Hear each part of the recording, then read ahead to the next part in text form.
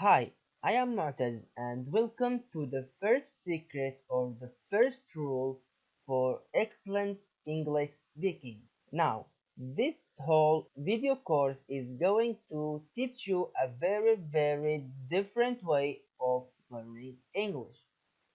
And if you follow every one of these secrets or rules, I promise you your English speaking will improve tremendously a lot.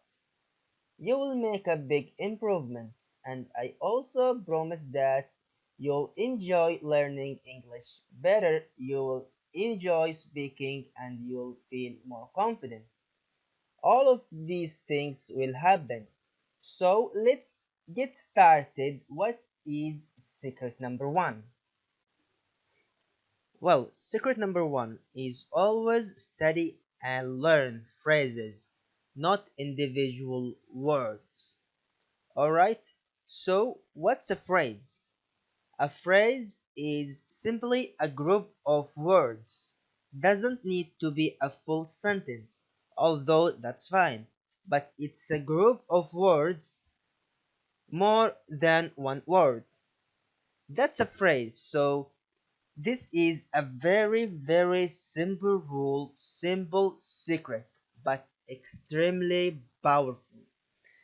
In fact, this is one of the keys to learning and mastering English grammar when you speak. And it's much better than studying grammar textbooks. Okay? So, in your traditional English classes, how did you learn? Well, when you learn vocabulary, you had long vocabulary lists, right? Usually at the back of the chapter, there is a list and you see the word and then maybe a translation of the meaning in your own language. And you just study these lists of words and memorize them, right? Okay. Try to memorize them for tests and then probably you forgot most of them. That's what usually happens. So this is a very painful and boring method, right? I mean nobody likes studying lists of vocabulary words. Good, good news for you. Stop doing it. It doesn't work. You don't need to do it anymore. So, what you do need to do is focus on natural, real English phrases. When you do this, you get free grammar. Let me give you a very simple example. John hates ice cream. Now, of course, to hate means to dislike or to not like something very strongly. So, John hates ice cream. Let's imagine that hate is a new word for you. Now, in the normal traditional way of learning, you would find to hate, that version of verb, in the back of the chapter or in the chapter of your book, and you'd write it down to hate.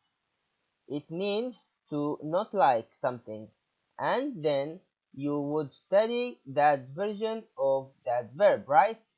To hate, to hate, to hate. And then later you would learn all these complicated rules about how to change that verb in different situations, right?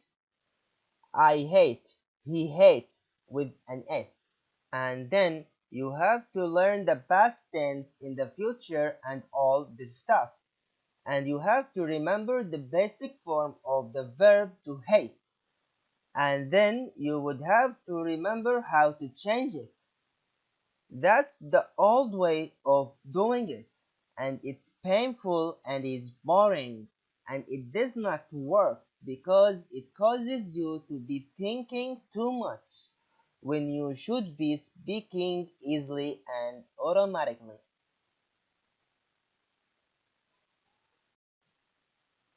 when you learn a phrase, you just write down the phrase. So, first of all, you get your phrase from some natural English, not a textbook, and then you write down John hates ice cream. You write down the full phrase always. You never write down just one word. You never just write down the dictionary form of the word. You would not write down to hate only. You would write down John hates ice cream. And you might put a note to remind you where the phrase comes from. For example, it comes from a story that you read, or it comes from something you heard in a movie. Whatever it is, it reminds you of the real situation that it came from. Now, when you just study this phrase, John hates ice cream, you never study just one word. You are studying the phrase. You are automatically getting grammar. You don't need to know about singular, plural, or anything like that. You just will learn naturally by learning phrases like those. He hates. She hates. John hates. Mary hates. It will become naturally. See, this is how native speakers learn grammar. This is how we learn grammar of our mother language as children. We don't study grammar rules and we certainly don't study vocab lists. But what we do is learning from our parents and from other people with just hearing natural phrases all the time. So, for native speakers, they naturally feel deeply that if they say, for example, John, that they are going to put an S always on there. John hates because they have heard phrases like that so many times. They feel the grammar. They don't need to think about it and they feel it because they learned phrases, not individual words, not the grammar rules, not from textbooks. This is so simple, but it's very powerful if you use it correctly, but you must do it all the time. So, never study a single English word again. When you learn something new, write down the full phrase, even the full sentence. It's super important. This is very powerful but very simple. Now, here is the easy way to do it. Go get yourself a small phrase notebook that you carry around with you all the time. Carry it in your jacket or put it in your backpack. And then, anytime you find a new word in English, maybe you get something in your reading, something you are listening to, it does not matter. You're just gonna write it down in your phrase notebook, but you're gonna write the whole phrase. So, if hate was a new word for you, you would not just write down that word hate. You would write down the full phrase. John hates ice cream or John hates. That's up to you. But you're always going to write down at least 3 or 4 words that go with that vocabulary. Very, very important. And then when you learn new words, you just keep adding to the note. Then in the future, when you review your vocab, you always review the full phrases. So you never study individual words. You always review and study full phrases by doing this. This is my opinion to learn new words fast without forgetting them.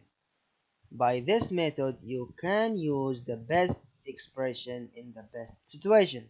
If you have already tried this rule before, tell us your opinion in a comment if it were really efficient or not.